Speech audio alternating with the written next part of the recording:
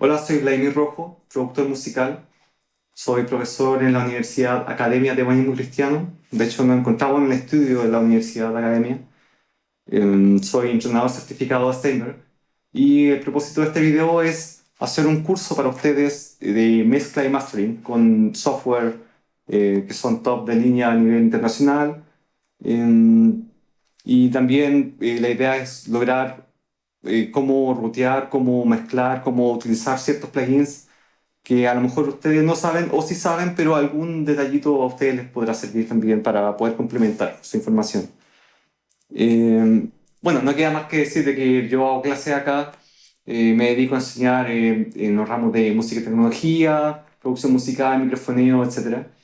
Y bueno, debido a eso surgió esta iniciativa de poder hacer este curso en donde lo vamos a dividir en tres episodios. El primero va a ser de premezcla, el segundo episodio va a ser de mezcla y el tercer episodio va a ser de mastering. Así que lo dejo muy bienvenidos. Cualquier aporte, ustedes lo pueden consultar también en las redes sociales. Este video va a ser subido a YouTube o Facebook también. Y bueno, cualquier consulta me escriben y vamos a empezar ahora. Así que una muy cálida bienvenida para ustedes. Empezamos. Bueno, como muchos saben, yo he tenido mucha experiencia grabando y mezclando metal, pero para esta ocasión yo traje una sesión que es una mezcla entre rock y pop, en donde todas las herramientas que vamos a utilizar son muy compatibles en el metal como en el pop. Y bueno, se van a ir fijando a medida que vayamos avanzando, ¿ya? Comencemos. Primero que todo conseguí un multitrack de una canción que se llama Children of No One. Este multitrack lo encontré en la página de cambridge-mt.com. También en la página de Mike Senior ustedes pueden encontrar y descargar distintos tipos de multitracks. Hay gente que sube mezclas para que ustedes puedan consultar si es que van bien encaminados o técnicas que ocuparon o software que ocuparon. Eh, no sé, la gama es súper amplia. Así que los dejo invitados a revisar esa página. La van a pasar muy bien y también hay mucha información muy técnica, así que échale un vistazo. ¿Ya? Este proyecto, eh, por lo que se puede ver, tiene una resolución de 44.1 kHz y 24 bits. Y tenemos la suerte de que este proyecto tiene el tempo escrito, dice que es de 87 ppm, así que nos va a facilitar todo el trabajo para poder hacer ediciones o para poder cuantizar o trabajar de una manera mucho más exacta, a diferencia de otros proyectos que están grabados con el tempo o free click o tempo libre. Y bueno, ese es un poquito más complicado, pero no imposible. Así que bueno, con este proyecto nos vamos a fijar de que tienen varias pistas, son 24 en total. Y lo bueno es que la batería está grabada con hartos micrófonos. Por lo menos tenemos 10 pistas. Vamos a revisar de qué son. Tenemos un bombo, caja arriba, caja abajo, hi-hat, tres toms, un overhead. El overhead es estéreo. Me estoy dando cuenta por el tamaño del archivo, 61 megas. Tiene un ROM que este ROM tiene la pinta de ser mono y un ROM que es estéreo. Tiene una pista de bajo, no especifica si es un track de ahí o si está grabado con línea o si amplificador. Tiene 5 pistas de guitarra eléctrica. Tampoco dice cuál es el rol de la guitarra, si es una guitarra lead o si es un riff o si tiene alguna característica que la hace distinta una de la otra. Así que también la vamos a revisar. Tiene un Wurlitzer Hammond, tres pads, una voz leader. Tenemos una voz DT, no sabemos qué es, lo vamos a revisar también. Y backing box deberían ser como los coros o algún tipo de voz que refuerce ciertas secciones de la canción. ¿Ok? Entonces, vamos a abrir un proyecto, que en este caso yo ya tenía previamente configurado, pero es muy importante partir primero con la idea de que ustedes tienen que trabajar con plantillas. Eso quiere decir de que una vez que ustedes importen sus pistas de audio, las plantillas ya debería estar previamente configurada y ruteada para ahorrarnos el trabajo.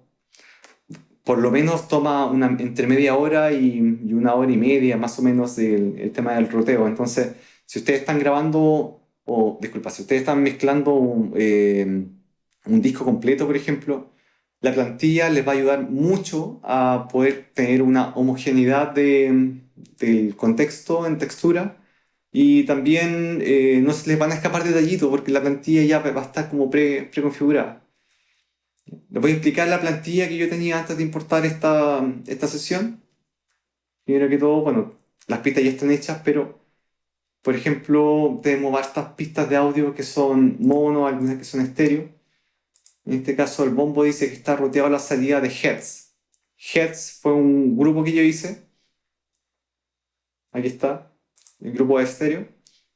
Y tenemos más grupos como cymbals, que son los platillos, un room, que es la habitación. Y todos esos grupos van ruteados a una pista de batería.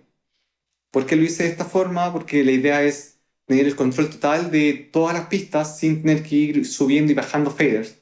Entonces, cuando a mí se me ocurre automatizar o hacer procesos en paralelo, yo puedo simplemente mutear o rutear solamente la pista de grupo full drums que puse acá.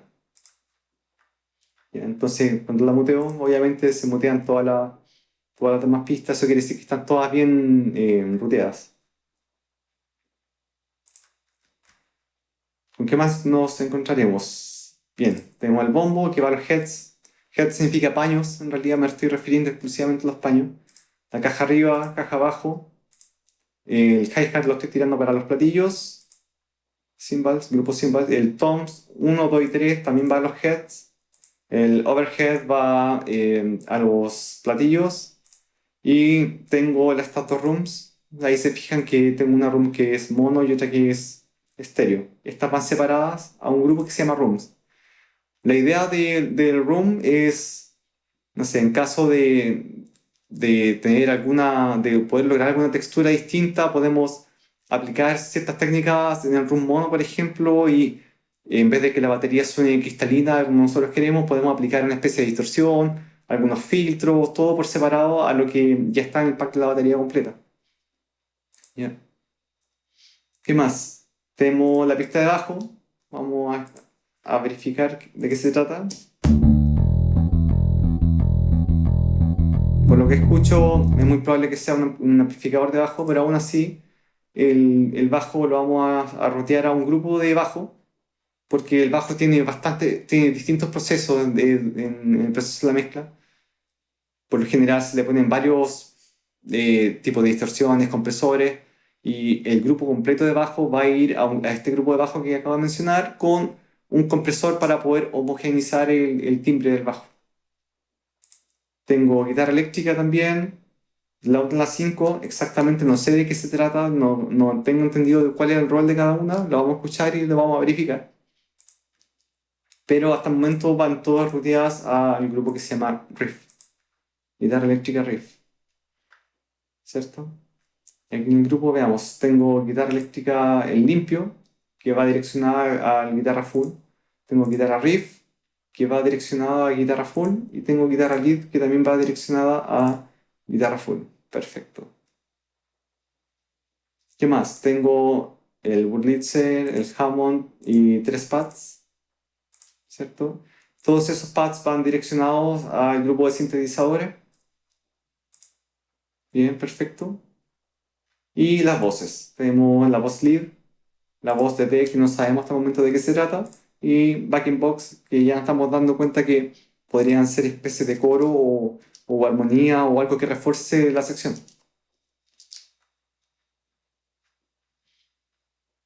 Las voces, tanto el lead como el backing box que tengo aquí puesto en los grupos, van todas direccionadas a un grupo que se llama Full Voices.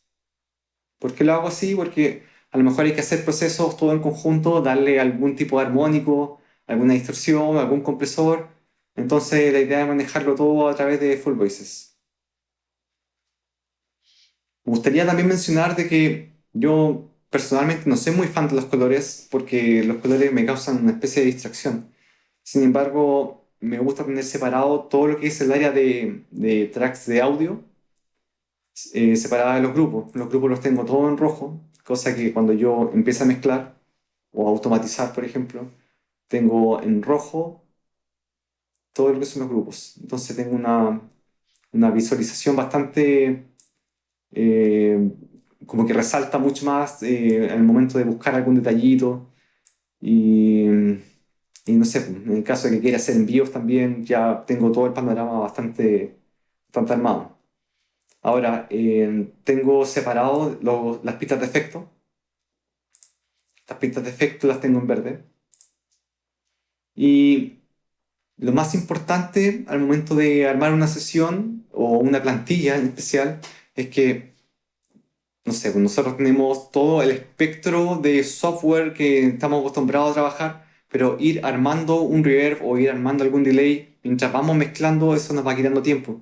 Entonces lo que hago yo es agarrar todos los efectos que yo pueda utilizar, o sea, tener todas las herramientas al alcance de nuestra mano para poder empezar a hacer simplemente envíos y empezar a mezclar desde ya. Por eso que tengo estos 10 efectos. Voy a hablar del primero, que es un reverb hall. ¿Ya? El reverb hall por lo general tiene, bueno, aquí estoy ocupando un hall de Slate. Tiene un decay de 1,81 segundos. Eso lo vamos a ir ajustando dependiendo de la rítmica de la canción. Tengo un reverb que es plate. Obviamente que es distinto al reverb del hall, porque el timbre es distinto. Este tiene un decay de 1,42 segundos. Perfecto. Lo vamos a ir ajustando también. Tenemos un reverb spring. Este reverb spring está inspirado en los reverbs de amplificadores antiguos. ¿Ya? ¿Cierto? Uno de resorte. Agarré uno cualquiera del Amplitude. En realidad da lo mismo porque la idea es como generar un timbre más que todo. O sea, no necesitamos alta fidelidad en el Spring porque el Spring ya es sucio, el timbre. Eh, Tengo un reverb hall, pero este es largo. A diferencia del otro, la idea es que se escuche como lodoso más que un reverb exquisito que te puede acompañar como al timbre de un cajazo de la voz. Este se podría utilizar más o menos como un efecto simpático que puede aportar mucho a la canción también. Separado de eso, tengo un delay. Ocupo por lo general el H-Delay de Waves. Esto lo tengo en estéreo, esto es un delay estéreo con un feedback ya preseteado, ¿cierto? Y lo tengo en negra, son cuarto, 87 dBm, está sincronizado ya al tempo del proyecto. Y lo que sí me gustaría avisar al tiro que cada vez que nosotros empecemos a cargar ciertos plugins al proyecto, tiene una perilla que siempre, o algún botoncito que se llama análogo. Cuando nosotros activamos el análogo, lo que hace es generar una especie de ruido. En este caso, de hecho, apareció el tiro en el fader, que hay un ruido parásito ahí que nos va a molestar. Siempre apaguen el análogo porque lo único que va haciendo es generando hiss, especialmente si tienen varias capas de VST, como en este caso que estamos utilizando grupo, ¿cierto? Así que lo dejamos apagado. Perfecto. Y aquí tengo otro delay. Este es un delay ping pong. A diferencia del anterior, este delay tiene apretado el botón de ping pong. Eso quiere decir que cada vez que comienza el delay, empieza sonando primero por la derecha, después por la izquierda, derecha, izquierda, hasta que se apaga según el feedback. ¿Ya? Este puede servir harto para los solos de guitarra, por ejemplo, o ciertas secciones que puedan ser atractivas como los coros o finales de secciones también de estrofas. Tenemos otro tipo de delay que se llama slap delay. El slap delay es un delay que tiene la característica de que es muy corto tanto en su feedback como en su respuesta. Eso quiere decir de que, no sé, tiene la sensación como si fuese música tipo setentera, más o menos, o tipo Elvis Presley, por ejemplo, tiene como ese tipo de textura. La configuración del slap varía por lo menos entre los 60 milisegundos o llega hasta 110 sin ningún problema. Todo dependiendo del contexto de la canción, es como se ajustan los milisegundos. Tengo otro delay que se llama Lady. Este lo pongo porque me gusta harto poder tener herramientas donde yo quiera experimentar en caso de que la canción sea un poquito plana, por ejemplo, o quiera hacer experimentaciones. Lo que hace este delay es como agarrar el audio y después lo invierte en el delay. Y tiene un cambio de pitch, está en estéreo, tiene feedback, tiene de todo, sí, me gusta. Tenemos un chorus que a veces se ocupa cuando las voces están un poquito desafinadas. El chorus igual tapa un poquito la desafinación y también te da la gracia de que puede expandir un poco más el audio en caso de que sea una pura toma o en caso de que sea mono o incluso si es estéreo y hay varias voces, a veces se escuchan todas muy centradas. El chorus igual te abre un poquito más el espacio. A diferencia de todos los demás efectos, el chorus tiene un roteo de salida a las voces, particularmente el chorus. Y tengo un compresor que es el CLA 2A de Waves. Este compresor, pucha, me encanta cómo suena. Suena muy, muy, muy rico. Pero también tiene un defecto que es el tema que ya le había contado, que es el análogo. Si ustedes lo ponen en 50 o 60 Hz, empieza a aparecer, bueno, tengo el fader abajo, pero empieza a aparecer un hiss. Tienen que tener cuidado también, apaguen siempre el botón análogo, si no la suma de hiss va a ser importante al momento cuando ustedes exporten el audio o si le ponen un limitador muy fuerte, muy agresivo en la salida.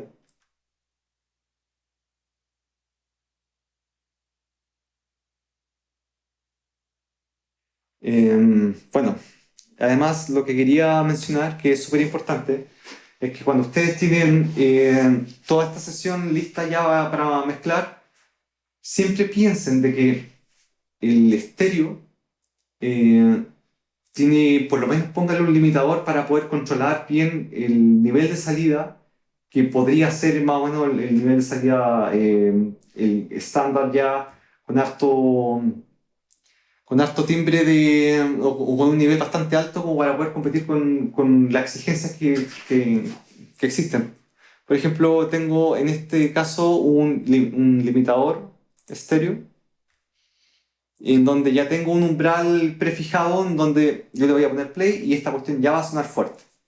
Siempre en el mastering el limitador va. O sea, hay muy pocos casos en donde, no sé, pues en caso de YouTube, el Joshua Tree, por ejemplo, ese disco no está masterizado. Entonces, serían como re poquitos los ejemplos en donde no tendría un limitador. Pero yo preferiría irme a la segura, porque si yo no mezclo con el limitador y después la persona que va a masterizar le pone el limitador, todos los niveles van a empezar a disparar.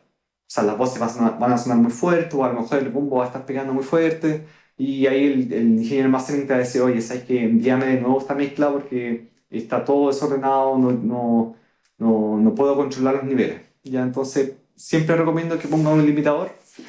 Al final, no tan agresivo tampoco, pero la idea es que puedan tener ya una pre-referencia de lo que podría sonar más o menos un máster o un pre-master.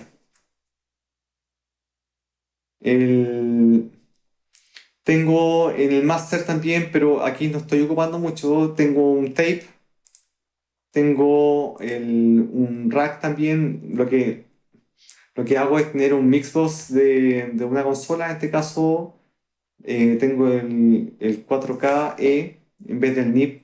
El NIP lo ocupo para otra sección.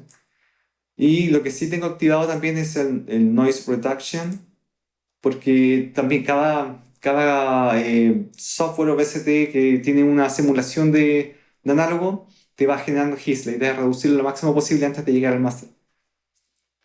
Tengo el Air EQ y un ecualizador que nos va a servir como para darle un timbre final con alguna estética, si lo quieren más cargados para los agudos o los quieren más cargados para los graves, etcétera. Lo pueden hacer aquí a través de este EQ.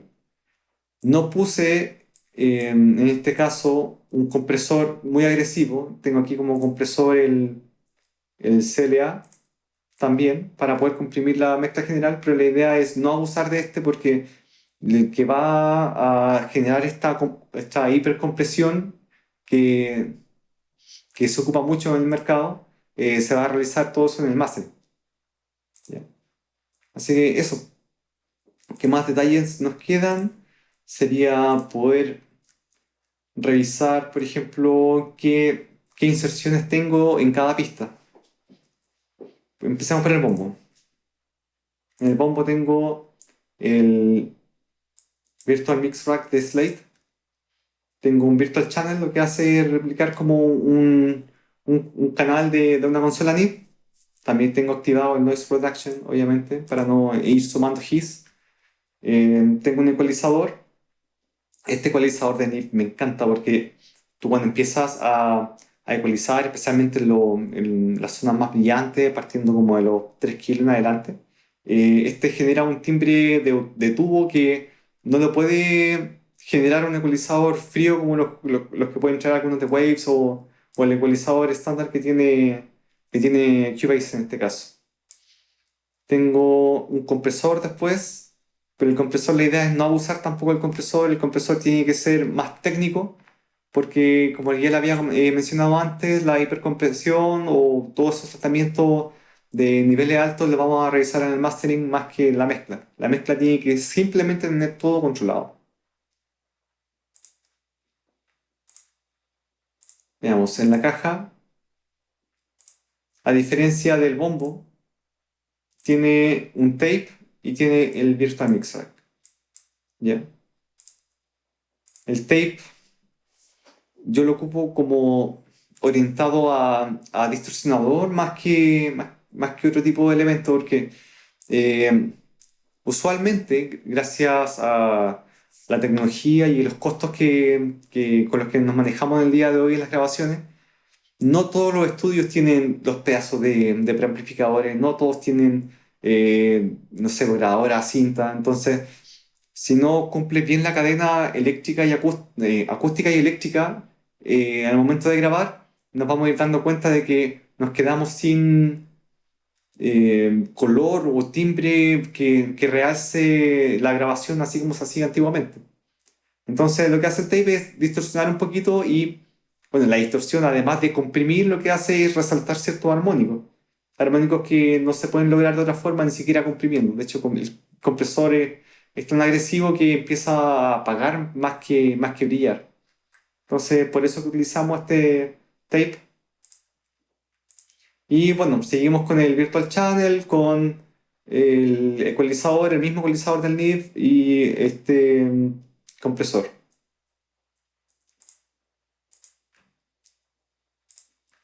Ya. En el caso de la caja de abajo tenemos el mismo tratamiento, ¿cierto?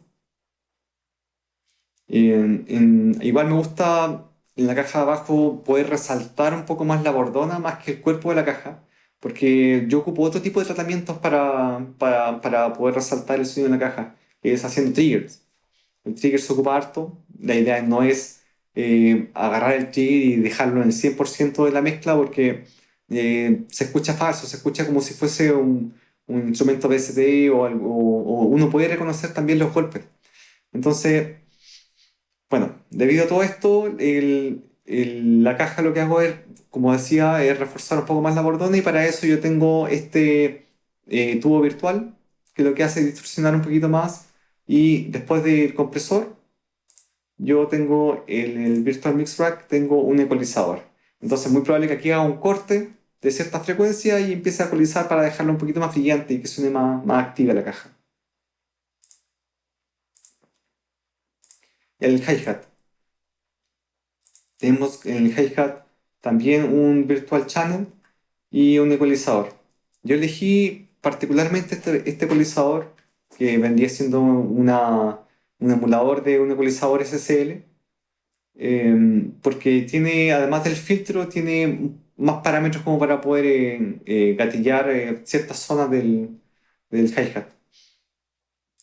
Pero les voy a avisar de antemano de que la salida del hi-hat, como lo tiene un grupo de cymbals, en el cymbal yo voy a hacer un corte masivo para poder apagar todo lo que son las frecuencias graves que se captan y que no tenían que haber sido captadas con el micrófono.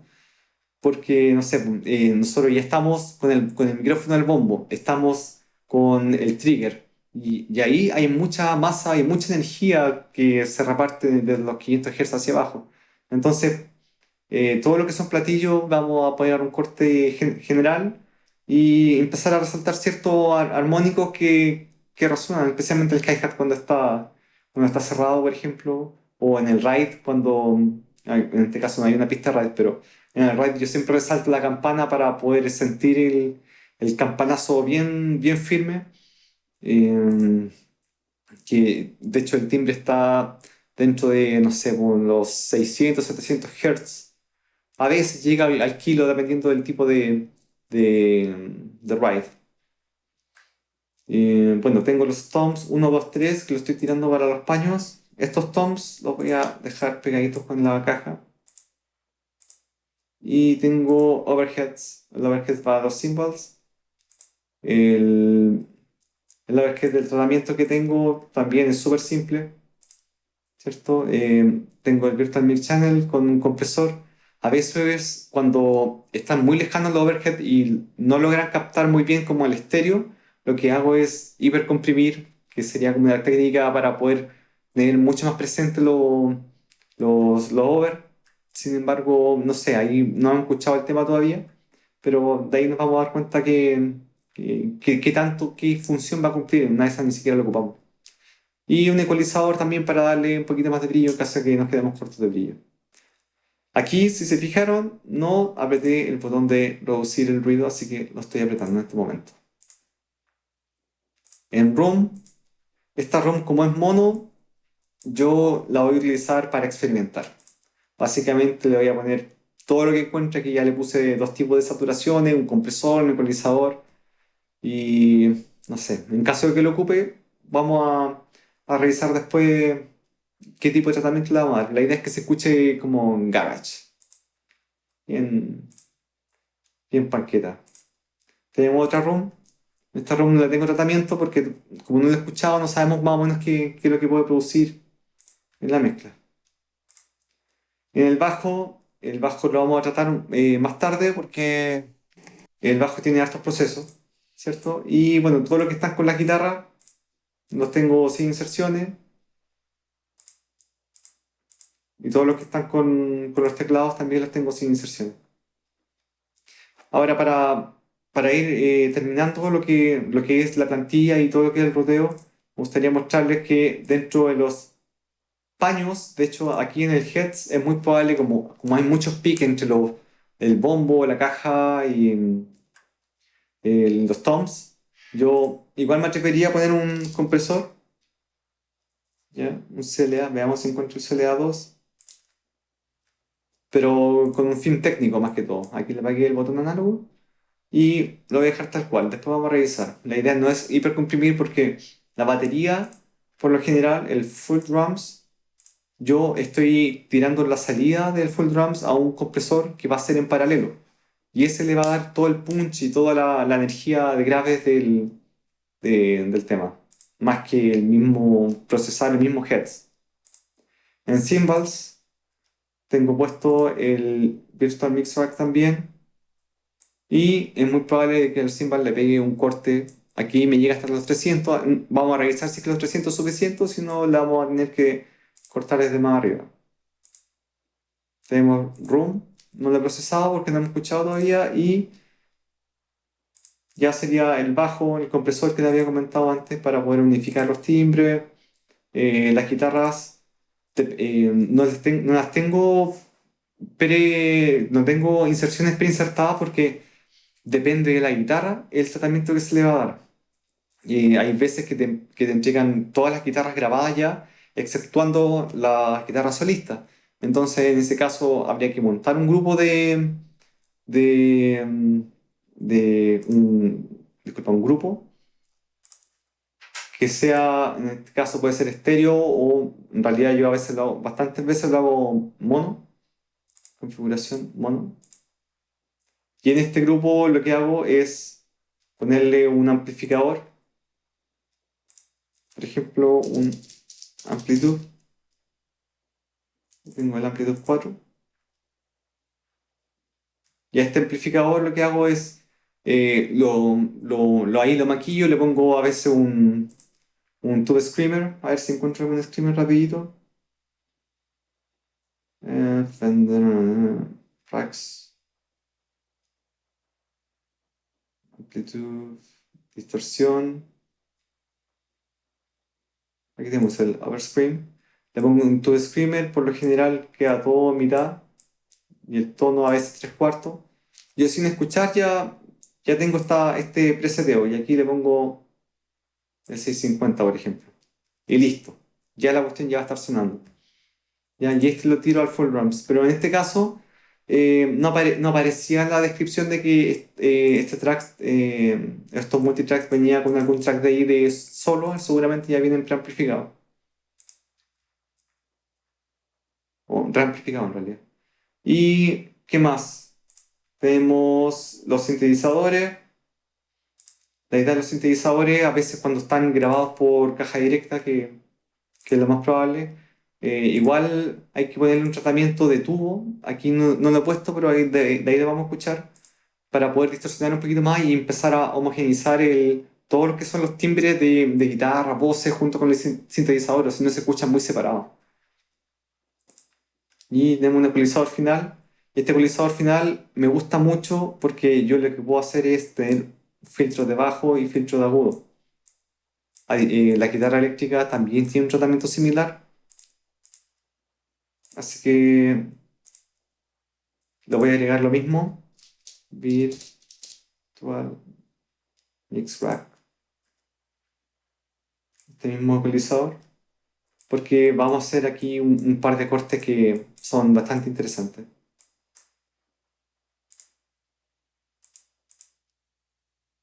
Terminamos por las voces. Las voces todavía hay que revisarlas. No tenemos claro cómo hemos escuchado el proyecto. Así que, bueno, no nos queda más que escuchar y ver de qué se trata este tema.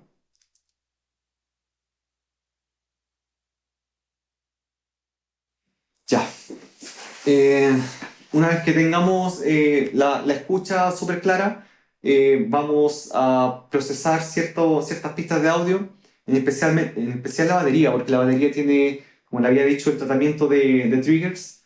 Vamos a ver qué es un trigger, cómo funciona el trigger y también vamos a ocupar una herramienta en particular que tiene Cubase, que es muy buena, que es convertir todos los golpes a MIDI, que es prácticamente lo que hace un trigger. ¿Cierto? Así que escuchemos el tema. Espero que sea interesante para ustedes. Previamente le voy a bajar un poquito al instrumento del bajo porque sé que viene bastante agresivo. Ya iba.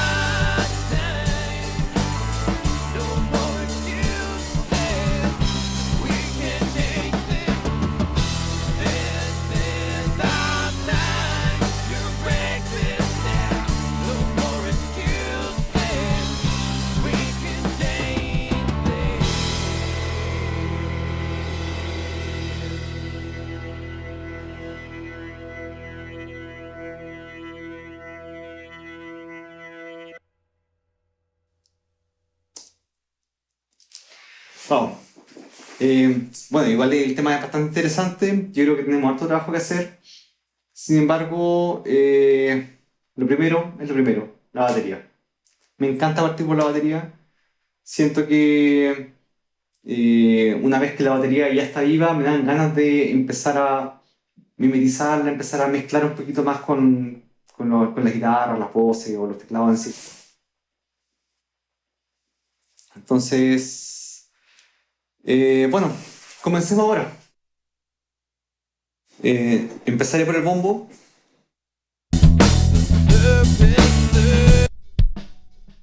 La idea del bombo es, además del sonido que tiene, es poder triggerlo. Lo que hace el trigger es, idealmente, cada golpe que tiene el bombo, poder reemplazarlo con algún VST o con algún bombo pregrabado que haya descargado de internet o algún bombo que tú hayas tenido guardado que te guste muchísimo como que lo tomas. Entonces, lo que tengo yo en la plantilla es que ya tengo preconfigurado todo lo que son los triggers. De hecho, aquí empiezan las pistas de audio trigger. Está el bombo, caja y hay 4 toms. Yo sé que el tema tiene 3, en ese caso podríamos omitir uno sin ningún problema. El- Además tengo pistas MIDI, que son todas estas, que idealmente sería bueno tener el total control de todo lo que está trillado, porque cada vez que tú trigueas una pista de audio, a veces el software de trigger no te detecta algún golpe que tú lo dejaste bien calibrado porque, no sé, es parte como del error o de la dinámica de la captura del software. Entonces, lo que voy a hacer yo es, primero que todo, copiarlo con Command Alt, copio y lo dejo tal cual donde estaba en el inicio del audio y voy a revisar el trigger. Lo voy a salidar. Entonces lo que hace el trigger, este es el audio original, lo que hace el trigger es cada golpe que detecta lo convierte en audio. No sé si se fijaron, pero en algún momento sonó doble golpe y eso es porque no está muy bien calibrado el umbral. El umbral se calibra aquí desde el detail. Si lo pongo al mínimo va a empezar a capturar golpes que quizás son de caja, pero la idea es seleccionarlo hasta donde, de hecho todavía lo está detectando. Ahí ya podríamos empezar a encontrar otro. Todavía no, se escucha. Ahí sí. Y aún así que sigue detectando dos golpes. Se fijan, tiene harto problema de la sensibilidad. Entonces lo que hago yo es, con la misma herramienta que trae Cubase, es convertir todos estos golpes a MIDI. Y lo hago a través de los hit points. Vamos a revisar la pista de audio. Hit points es una herramienta que tiene Cubase que yo le designo un umbral y cada umbral me va a marcar una línea ahí arriba. Y esa línea significa que la puedo pasar a MIDI o la puedo pasar a marcas de Warp o a eventos o lo que sea. Entonces en este caso me interesa pasarlo a MIDI. Entonces voy a establecer el umbral y le voy a poner play, porque la idea es ir revisando y corroborando si el golpe que detectó es realmente un bombo, porque también se pueden colar otro tipo de golpes.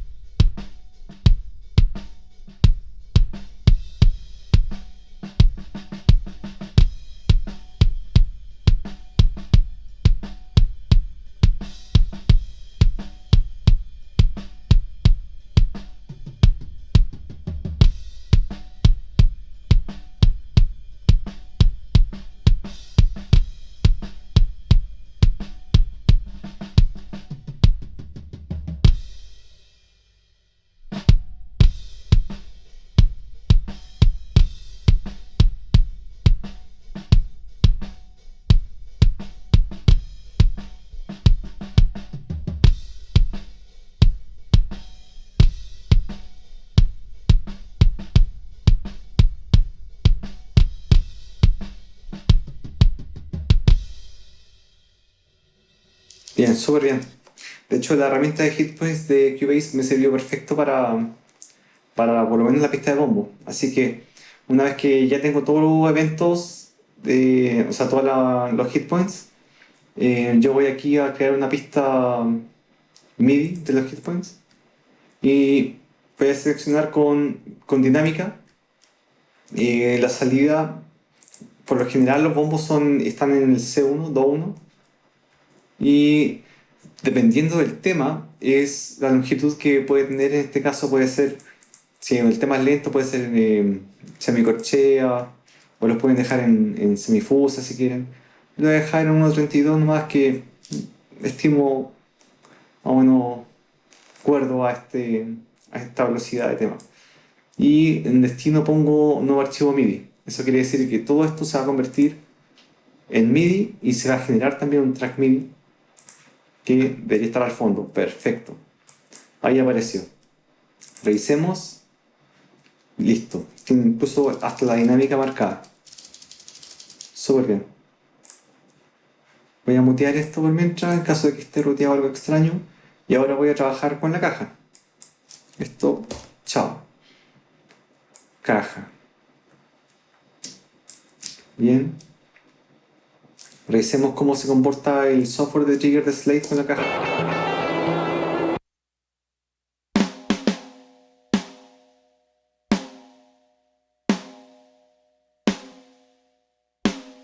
De nuevo. Me detectó el flam, eso es bueno. Bien, súper bien. Así suena original. Y así el trigger.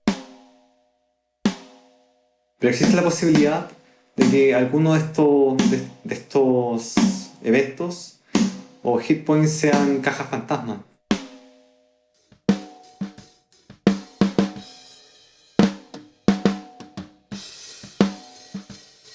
¿Ya?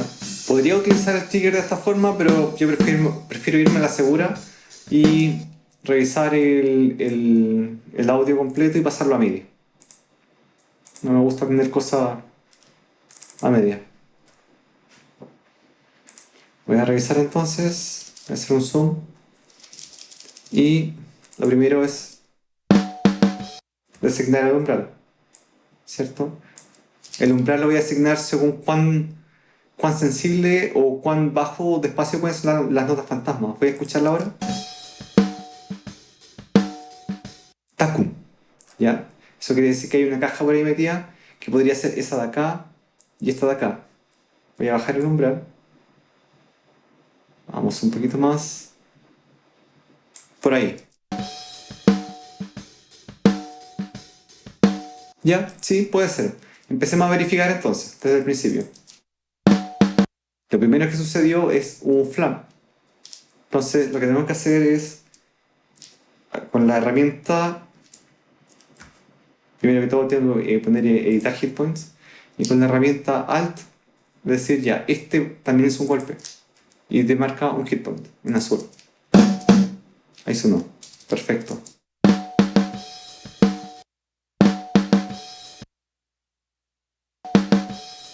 Ya, eso fue un platillo, así que está todo bien. Y aquí hay una caja. El hit points de Cubase es capaz, en algunos casos, de detectar golpes que no estén en el umbral. En este caso es un bombo, así que tac, es un bombo.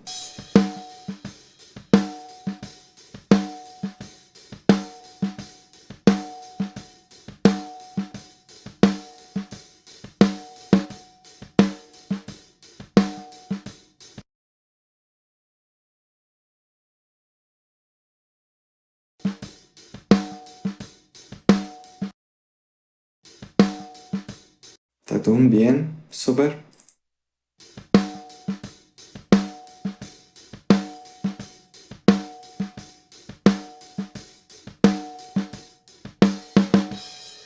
Aquí detectó este platillo. Y este no debería haber sido una caja. Entonces lo que puedo hacer es borrarlo. La pregunta es caso deseo hacer una nueva versión. En realidad no me interesa porque no voy a editar este audio, así que aquí hay un flam.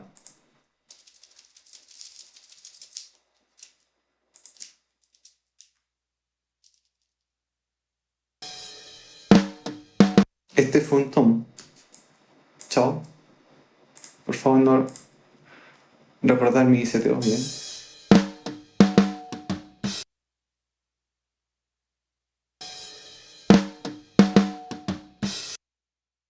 Todo esto, chao. También, chao. Se va esto. Es una pega súper lenta, de todas formas. Tengan en consideración que todo esto que es preparación de la batería nos va a servir mucho para poder mezclar con más libertad. Y bueno, especialmente los flaps es lo que más se pierde, así que tengamos esta precaución, ¿ya?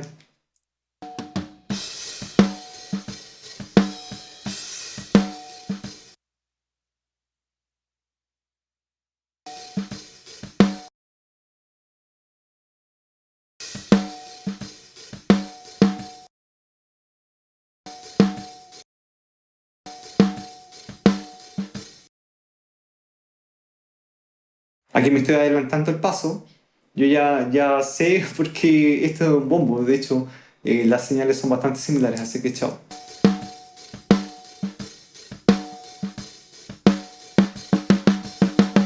Aquí hay otro que está de más.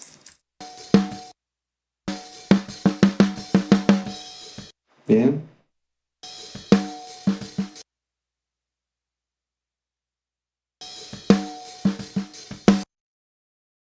Nuevamente, esta zona es más delicada porque hay notas fantasmas más repetidas.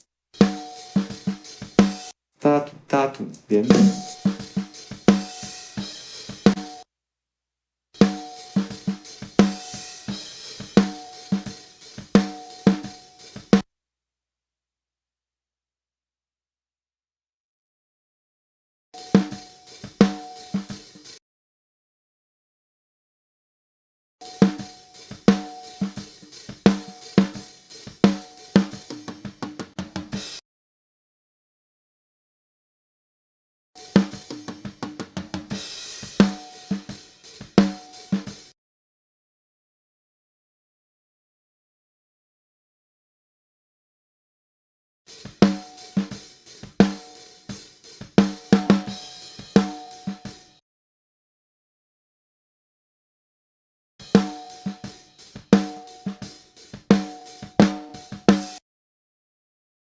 Aquí hay un flan, nuevamente.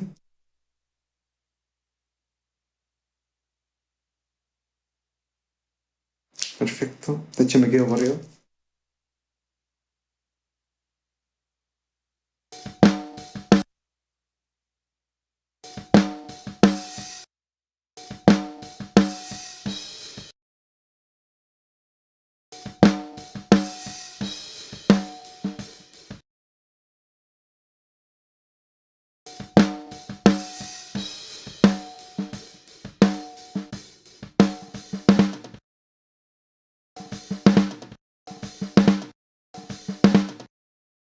Todo está dudoso. Ya, chao.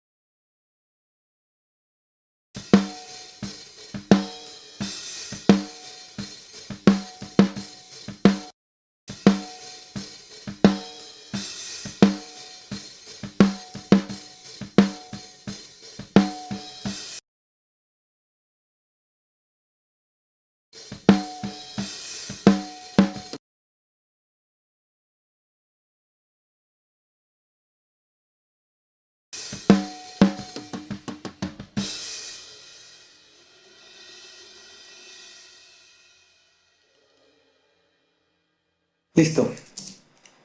La caja ya la tengo bastante terminada. Sí, no diría por qué quedarme ningún detalle porque fui golpe por golpe revisando. Entonces lo que voy a hacer es exportarlo a MIDI ahora, crear notas MIDI con los hit points, con dinámica. La caja por lo general va en el R1 y como hay golpes cortitos los voy a dejar así tal cual la configuración igual que el bombo y voy a añadir una pista nueva con el resultado de esto. ¿Ok? Entonces voy a revisar. No se realizó bien, ¿ah? Tiene este detallito de que hay que exportarlo o no en caso de que no lo exporte bien. Para eso entramos nomás y le ponemos crear notas MIDI. Bien, R1 tal cual. Y ahí nos quedó abajo la caja con las dinámicas correspondientes. Aparecen las notas fantasma ahí en este color que es azul o morado, no, dependiendo de los daltónicos, no se puede ver bien. Pero ahí está, bombo, caja. Tienen que hacer exactamente esto mismo con todo lo que sean los toms. A veces, si es que tienen confusiones con los toms, pueden darle un poquito de ecualización en los 100 Hz y repetir esta operación porque el resultado va a ser mucho más fidedigno, no van a haber errores, eso es lo bueno. Y una vez que tengan todo exportado en audio, con el trigger, con el sonido que ustedes ya quieren, o que hayan elegido previamente según su plantilla, empiezan ya de lleno a mezclar. O sea, el proceso de preparación del proyecto está finalizado. Así que nos vemos en el próximo episodio. Espero que hayan aprendido harto ya en la premezcla. La mezcla igual es un proceso un poquito más rápido porque es como más dinámico, más divertido. Pero bueno, espero que les haya servido, así que nos vemos.